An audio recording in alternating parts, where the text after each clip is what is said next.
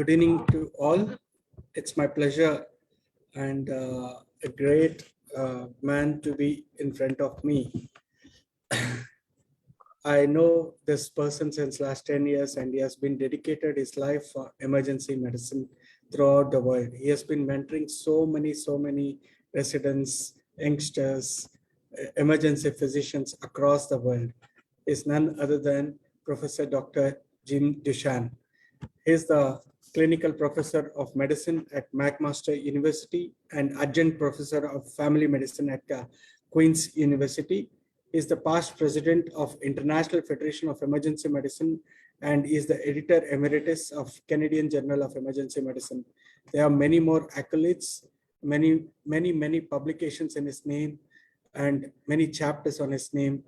And it's my privilege to invite you to this particular webinar where it all means to every emergency physician who is viewing across the world. Over to you, Professor Jim. Thank you very much for that introduction, Srinath. So we are going to be doing a talk called, hang on just a second, I'm sorry.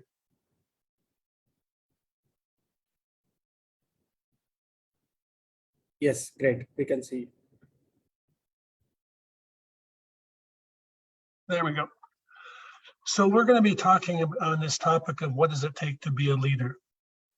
It's very funny because I used to work in an emergency department and several people would come to me and said, Jim, you've written articles on what it takes to be a leader, and our leader of our current emergency department seems to have none of the things that you say you need to have to be a leader. And so you can learn, as we all know, from not only positive experiences, but negative experiences. And when we think of leaders, we have to think of different ways of thinking. So for example, these two very different people were in fact incredible leaders in their own way. Now you may think one of them was a wonderful person and the other person someone who to be vilified. But the fact is they were both very successful leaders. And why were they successful? Well, they had these traits that are essential to be a leader. They both had vision, they both had charisma, and they both had passion. And passion to inspire people is critical if you want to be a true leader. Being assigned a task to get other people to do things doesn't mean you're a leader. You have to want to do something, you have to care about it, you have to have passion about something, and it has to be evident to people around you that you have passion. We get mixed up a lot between what is a manager and what is a leader. And in fact, if you go to many leadership conferences, you learn a lot about how to be a manager. But that is not what a leader is. A manager is a person responsible for controlling and administering the day-to-day function of an organization. That person does not have to have charisma or vision. They do have a responsibility that they have to make sure that they get the job done. And they have to ensure that others do their jobs. This is what a manager does. A leader, however, is someone who inspires passion and motivation in followers. A leader is someone with a vision and the path to realizing it. And a leader is someone who ensures their team has support and tools to achieve their goals. So not only passion and motivation, but also you have to provide the tools and the infrastructure for the people around you to succeed.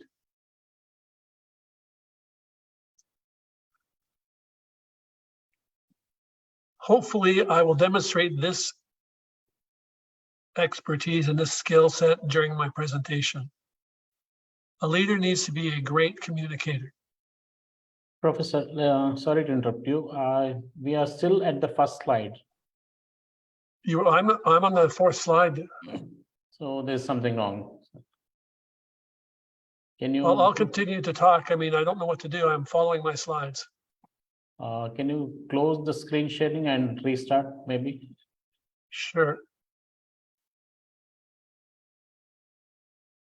Yeah,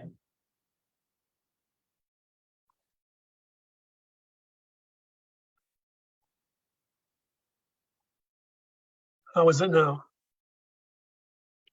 yeah, we can see. You can see a different slide now? Yes, good communicator. Okay. So to be a good communicator, you have to be able to explain your vision and plan so that people understand what it is you are trying to achieve. You encourage discussions, and I cannot stress how important it is to create a safe environment for opinions to be shared so that everybody feels comfortable expressing what they believe, whether it's positive or negative. A good communicator listens to feedback and modifies plans accordingly. A good communicator chooses the media most used by the people around him, whether it be Facebook, Twitter, email, whatever. And a good communicator hears why there is or is not support for a proposed plan.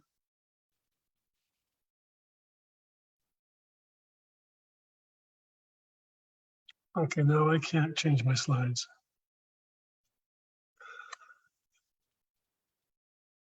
As part of being a good communicator, you have to be an even better listener.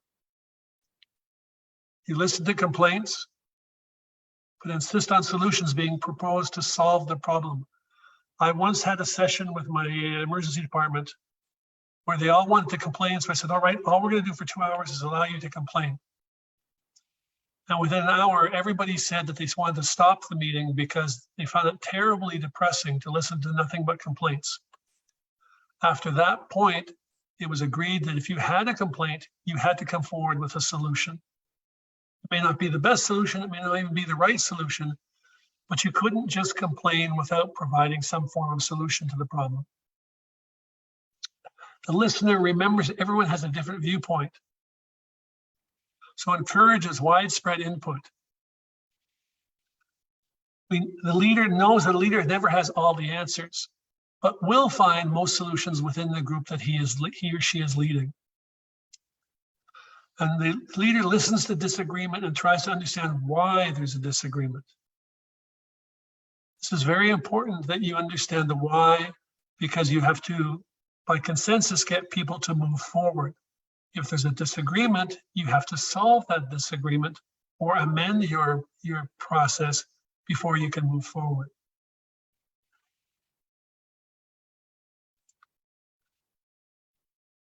In a true leadership model, equality is king.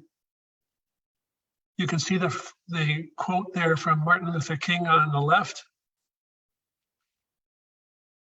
But this means that the leader should be blind to race, culture, gender. There should not be a glass ceiling that prevents certain subsets from succeeding. A leader should have the ability to see ability or potential, recognizing that there may be social barriers that have some appear to be less capable when in fact they may be very capable. A leader knows how to get people to meet or exceed expectations. It is my experience over the years that people can do far more than they realize they can do. Without putting pressure on them, but supporting them and giving them encouragement, they often take several steps past what they thought they would be able to do.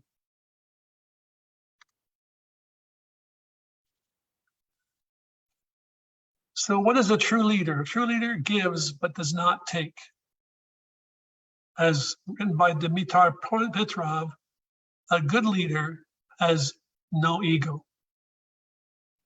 When you're running an emergency department, the priorities for an emergency department for the chief should be in order: the patient, the physicians and staff, and then department function. I have had several physicians tell me that, in fact, the first priority should be the physicians, because if the physicians aren't happy, the patients don't get the best possible care. And so you could put number 1 and 2 on an equal plane in terms of priorities. The leader must be willing to advocate for these 3 points, even if it's contrary to senior management's demands in the hospital. Even more important, a leader must be willing to support these three, even if there is a negative impact on oneself. I can tell you, having been a chief of 3 different emergency departments, that I have had many long days and many missed holidays for the simple reason that I was working on these 3 priorities.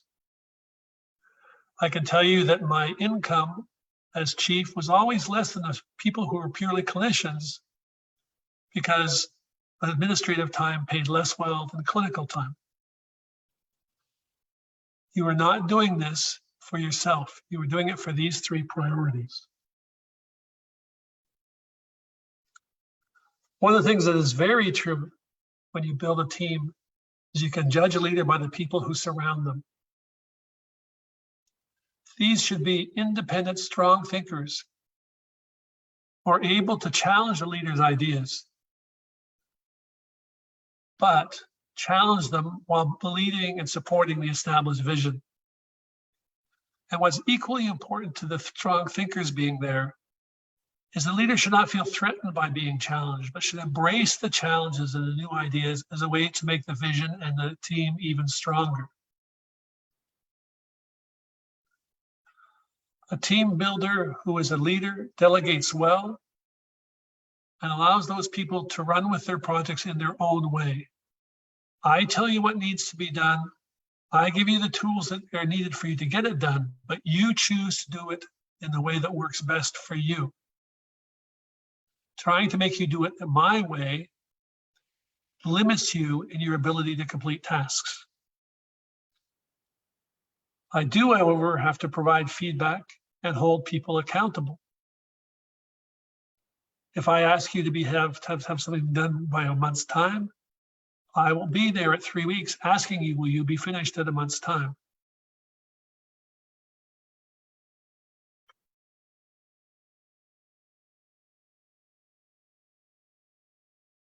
This is something written by Jack Welch that is very important. If, as a leader, it's still all about you, you are a poor leader. If you are doing things as a leader, make yourself appear better and to make yourself appear more important, you are in fact being a poor leader. When you are a leader, success is about other people and other people getting better. It's not about you. We're going to have a couple of practical examples here, and I have questions, but I don't expect you to answer the questions. I'll be answering them. An emergency department has multiple non-clinical tasks that have to be done in order to optimize the work environment. How do you get your department members to step up and do the tasks? What is your department trying to accomplish by doing these tasks? So the members of your department must understand that last question. What are we trying to accomplish? Is this work to do work, or is there a reason we're doing this specific work?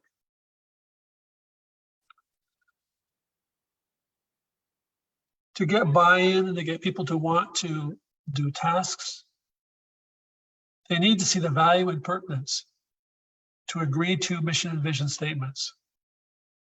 And your non-clinical tasks should be related to the mission and vision, making it better and making it grow. I have done mission and vision exercises with over 50 hospitals. And it is remarkable how by the end of the exercise, there is optimism, there is positivity, and there's a feeling of collaboration and team when this mission and vision statement has been put together by the members of the organization. Usually takes about 2 days of work for this to succeed. But what it does do is it creates a common dialogue and base for future discussions. We are doing this because this is our mission and vision. Very important during that 2-day discussion is the definition of roles. Because people often are not sure what people do. An example, if you were to ask most physicians what an occupational therapist does, they would be hard pressed to tell you what the role of an occupational therapist is, and yet we have them seeing patients on a regular basis. So when you have those tasks, what do you do? I have found what is the best is I have the people choose something that they like or that interests them. So in a list of 20 projects and there's 15 physicians, they each get to choose what interests them most. If they don't like it, they won't do the work. If they're forced to do something that they're not interested in, they won't do the work. I've had several people ask me as I'm assigning tasks, well, what about all this stuff that's terrible that no one wants to do? And the answer has to be, that's the role of the chief, to do the tasks that people don't want to do. That's why they pay me to be chief. So that people see that not only they are going to participate and do something they want to do, but that the task that no one wants to do, the chief is willing to take them on.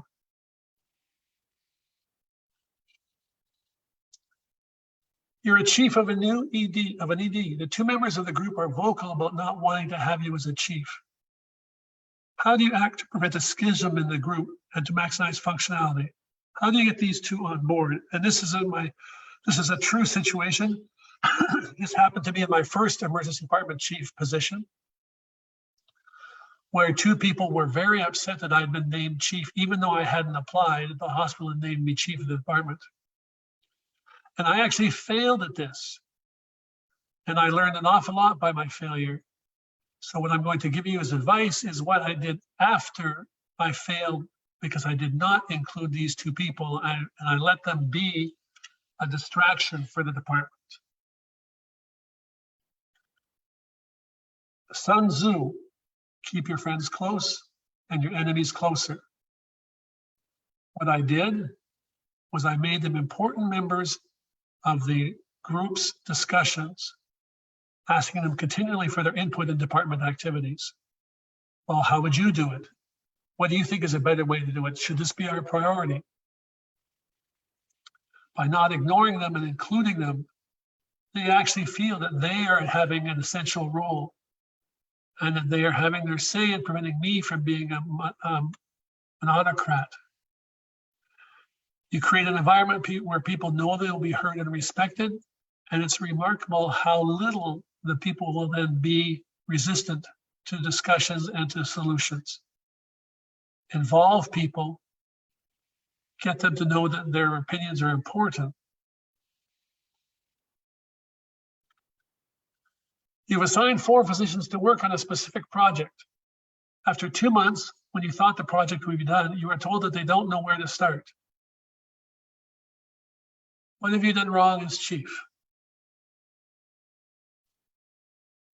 This is a skill that I think is critical for a leader, and that is to be able to read people and know what their strengths and weaknesses are.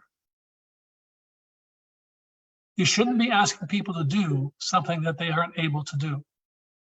You shouldn't be asking them to do something that requires a skill set they don't have. So therefore, you have to know the people in front of you and know what their skill sets are, know what their strengths are, know what their time availability is. And you have to know this for all of the people around you. It's an essential skill that can be learned through practice, just like any other skill. And as you are learning to judge people, you have to recognize that judging people's skill sets is in no way linked to liking them or not.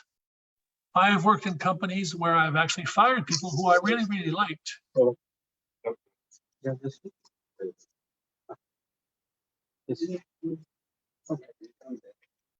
Someone's talking, or is that okay? All right. It prevents you from assigning a task to someone who cannot or will not accomplish the task by choosing link them to their proper skill set. If you link them to a task that they're not suitable for, you get frustration because they can't do the task. You get resentment and a schism that may not be fixable because the person resents you for having them do something they couldn't do. So you have to need to delegate and set them up for success. There are people on this call who will smile when they see that SMART objective sign because they know that's how I work. You identify the strengths of each individual and ensure the team has a complete set of necessary skills to accomplish a project. You use SMART objectives and a Gantt chart to assign responsibility and to keep people following timelines.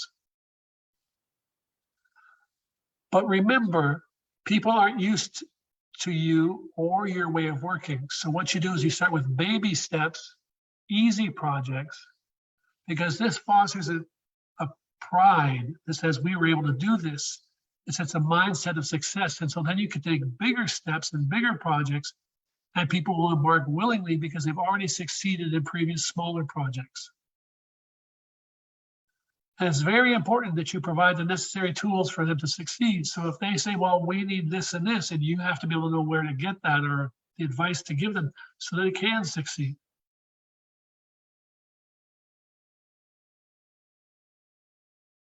Senior management. There is always people above you. The VP medicine says that the physicians in the ED will be required to support a certain position of the hospital. Is it the chief's job to get them to agree no matter what? Is it the chief's job to support senior management position as a good hospital employee? Or should rather the chief explain the position to the group and see if they're willing to be supportive? Remember our previous slide where the priorities were patient, physician, and department function. So there are going to be times when the senior management team comes to me as a leader and says, you're going to have to get your physicians to do this. So when I go to the group and the group disagrees with me and refuses to go along, either I've explained it poorly or what the hospital is asking is unrealistic. And it's then my role to network between the two to see what's the best result we can get. And it may be that we do not support the position of the hospital. Hopefully that is infrequent. As a leader, you have to realize that it is a strong possibility. While you're doing this negotiating, think of you as a parent and a child who's a teenager. And when that child turns 13, you realize you in fact have no authority and no power. I have a lawn around my house. If I was to ask my son to mow the lawn and my son said, no, I'm not doing it, what honestly do I have in terms of authority that can get him to do the mowing of the lawn? What you have to do is you have to get buy-in and agreement through discussion and understanding. If you do mow the lawn and do the following chores, then you will have this amount of money, or you will be able to do this activity that is important to you. It's a negotiation and a discussion, but it's not an authoritarian position. Similarly, in a hospital setting or in any other setting, you only have the authority people are willing to give you. If I was to tell my group that as of tomorrow, they're not going to take care of anybody with chest pain, I would have no authority to impose that. They would refuse to listen to me. So you work by consensus. If you find people are resisting your direction, you need to find out why. It may be that your vision and their vision don't concur. It may be that you are a strong academic and want certain things to be done in an academic vein, whereas the others are not. The group itself is much more of a lifestyle group, and they're not as interested in academic activities. So if you're finding resistance, find out why, because maybe you're wrong once you hear all of the facts and hear all of the viewpoints. You may have to change your opinion or your desired objective. I find the worst thing you can do is trying to shove things down people's throats, as in there's no trust going forward. I was in a hospital where the emergency department did not want an electronic medical record. They realized it would slow them down too much and would harm patient flow. Senior management basically said, we don't care what you want. You are getting electronic medical record. And since that time, relationships have been strained, and it's been very difficult to get any agreement on other issues because senior management literally shoved it down our throats without us getting any buy-in. So from the start, when you're trying to get something accomplished, let people know what is to be accomplished and why. Have the discussion and disagreements before starting. There's no reasonable situation where you should have these discussions halfway through a project. Remember, as a chief, you don't take credit for success.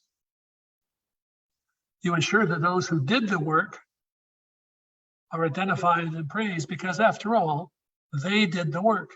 You assigned them the task, you gave them the tools, but they're the ones that accomplished the task, so they should get the praise. By fostering that positive atmosphere where people get recognized and are applauded, people will be encouraged to get even more involved. This is an essential part of building a team. Similarly, but in the opposite direction, the leader takes responsibility for failure, every failure, and I'll explain why. If something goes wrong, the leader needs to own it, and you'll see why from the following reasons. You chose people with the wrong skill set, which means they couldn't get the task done. You chose people who were not motivated. You did not provide the proper tools and support. You did not succeed in getting them to understand why this was important.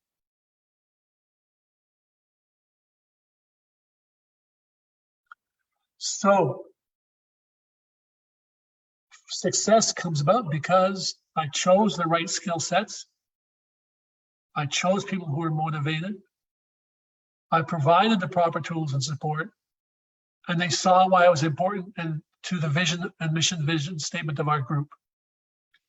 If I've done those four things, they will succeed.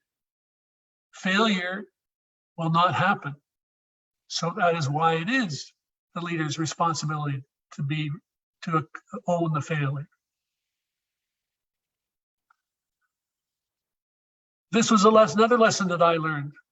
When you're evaluating department members, you have to remember that when you become the chief of the department, you are the boss and you are no longer their friend. Whether you like it or not, there's a step that occurs that separates you from the rest of the team, because after all, you're going to tell them where their flaws are, where their criticisms are, and that separates you from being their friend. Important points. Always, always do a 360-degree evaluation.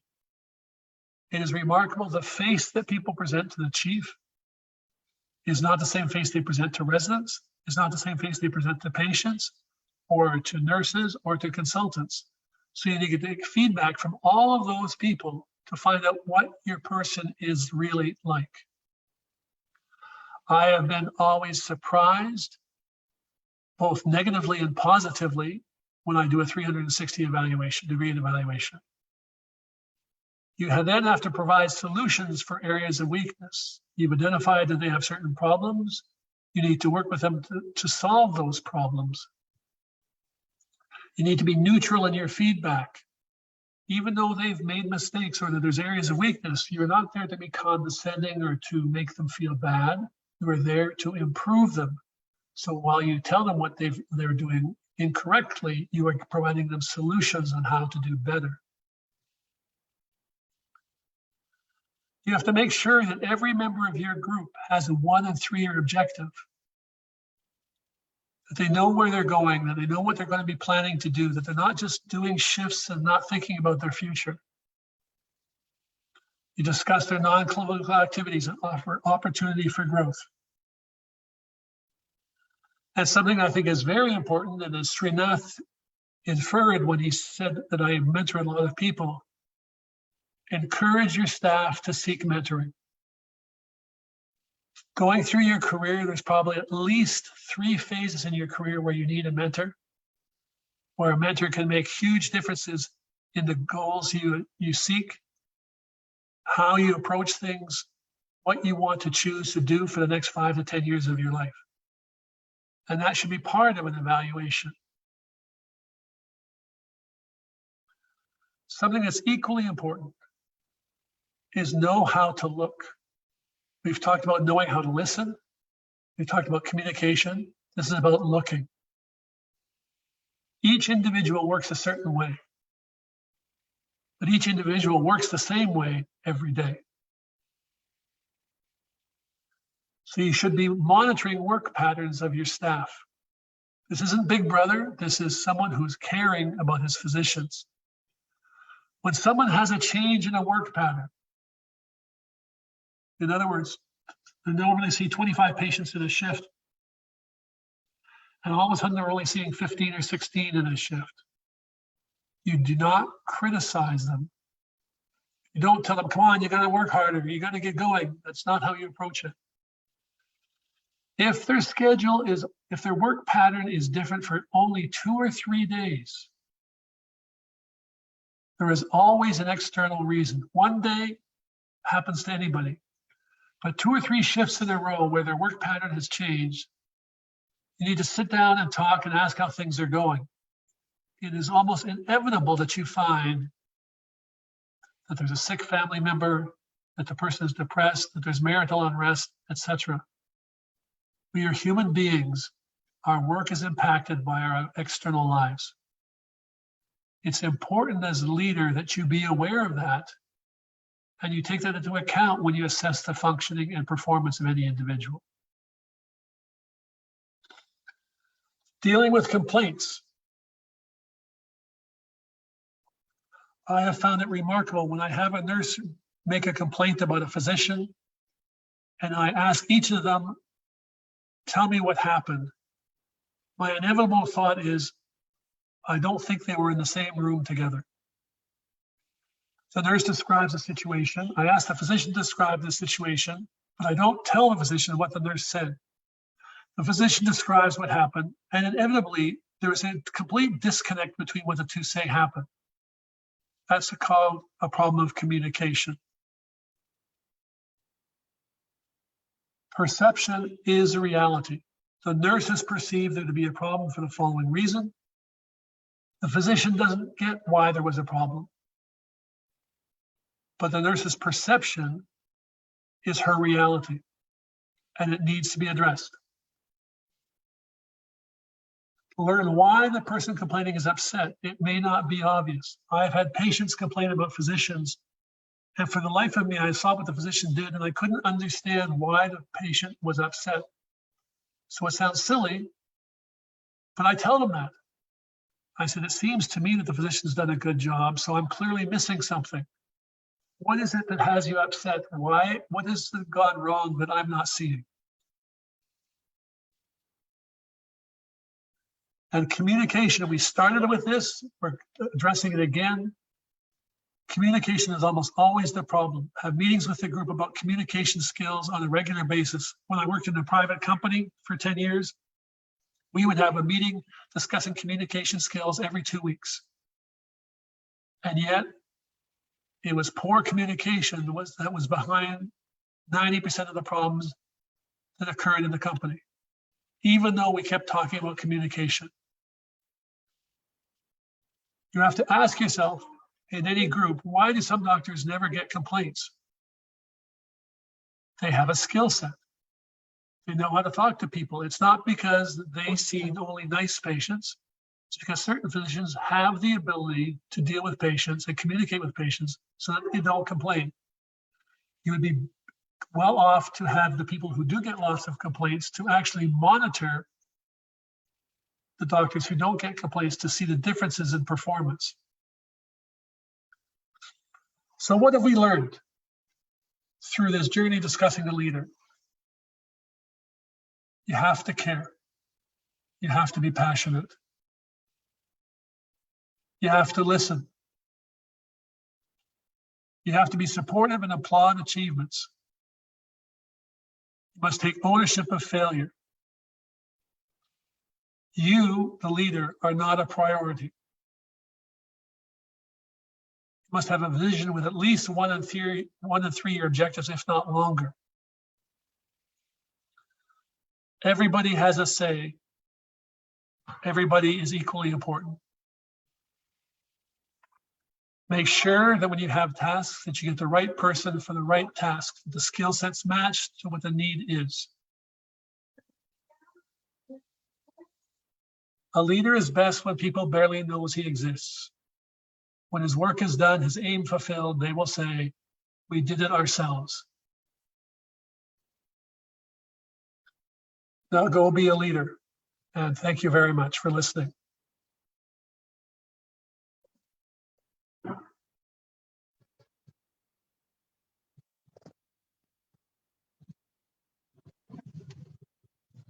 Thank you very much for this very informative and transformation of an emergency physician.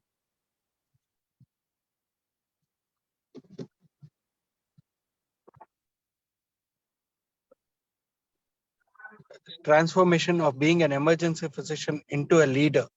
That is the most required today for many emergency physicians across the world. And I'm sure that these learning points are taken by all the youngsters who are viewing this and getting into the knowledge of it. We are always there to support you. That's what is the message, what our professor is telling to all of you. There are any specific questions, I would like to invite them, and our Professor Jim will be ready to answer them. Naveen, is there any questions? Not in the QA, but if anyone has any question, they may raise their hand or post it in the chat box.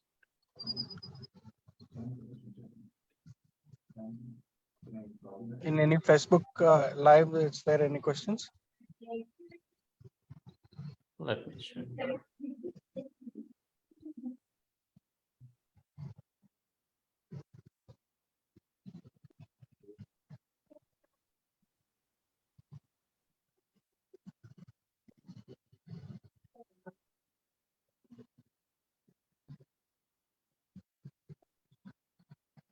No questions for now. We'll just give them a couple of minutes. Okay. If anyone would like to talk, they may raise the hand. We will allow you to talk. And I myself always thought like leadership has to be an inborn thing that no one can teach, but you made me change my mind. So with your, especially with your couple of examples, you have given the examples yourself and answered yourself. They were really nice. You know, Naveen, I used to think that leaders were bored. And you know, some are. Some people just have charisma and have a vision, and you identify them because people always flock to them and they're always asked to take leadership positions. But I have seen people who have never had a leadership position when situations or crises occur, people step up.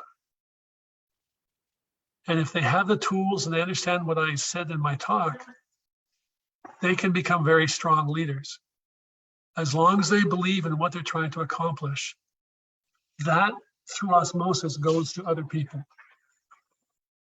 You can hear when I gave my talk that I have a certain passion, that I have a certain belief and vision and things. It's why people buy in. And can all people be leaders? Probably not. But leaders can be made if they develop their skill sets. Yeah, and you said you have to own up your failures and praise whoever is behind the success. But most of the times, people do the opposite thing. When the team succeeds, they go up and take medals for it. But when the team fails, they go and bash the team. I know, it's remarkable. There's a whole seniority thing in research, right? Where the most senior physician always gets his name as the last author and always gets the credit for the publication, even though that senior person hasn't done any of the work. Now, I've always thought that was a terrible thing. The people who've done the work should get all the credit. I personally, as a leader, feel really good when I see people around me succeed. When I'm a mentor and I see my mentees spread their wings and grow, I'm like a teacher, I feel really, really good. So in fact, I get lots of satisfaction because the others is succeeding. I don't need personally to succeed to get satisfaction because it's the people around me who are succeeding. Just like when I was a residency program director and saw residents graduate and become incredible physicians, there's an innate satisfaction knowing that you somehow helped in some small way for them to become great physicians. So the leader should be taking satisfaction from watching the success of others and not trying to take it for themselves. Yeah, unfortunately, not many get such leaders, and luckily we have Dr. Srinath with us. In fact, even from the SEMI, they have been organizing leadership workshops now and then.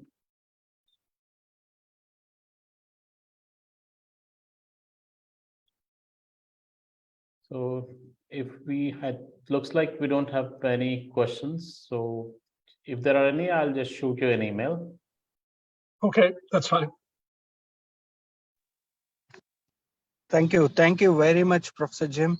On behalf of Society for Emergency Medicine India, being the Academic Council Chair, it is always a privilege to have you in the forum and lead many more mentees, as you rightly mentioned, because the young emergency physicians are not aware of how to go about and take over the positions of heads and becoming a leaders in emergency medicine. That is one point.